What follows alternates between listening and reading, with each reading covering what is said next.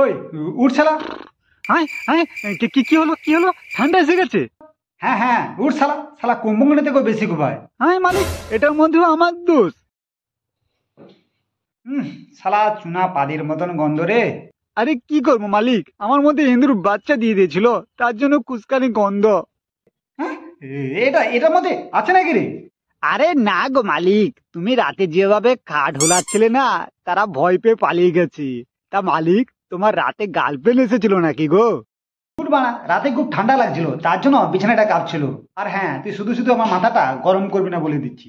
আরে মালিক, মাথা কি জিনিস, তুমি আমাকে একবার গায়ে নিও না, তুমি দেখবে তোমার ওটা গরম হয়ে যাবে। দু শালা, তোকে বেশি ডায়লগ দিতে হবে না, চল তোকে আমি এখন রোদে দিই। আরে মালিক, আমাকে রোদে দিয়ে কি হবে? সেই তো আমাকে মুড়ে পচা চুনার মতন পাতবে।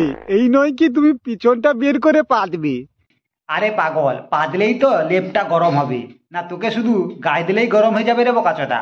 কোথা থেকে যাবি শালা? আগের বছর তো চুনার মতন পেতে পেতে আমার সব সুতো ঢিলে করে দিয়েছো। আর হ্যাঁ মালিক, এবছর তুমি বিয়ে করে নাও, কেননা আগের বছর তুমি যে অত্যাচার করেছো, এবছর আমি আর সহ্য করবো না বলে দিচ্ছি।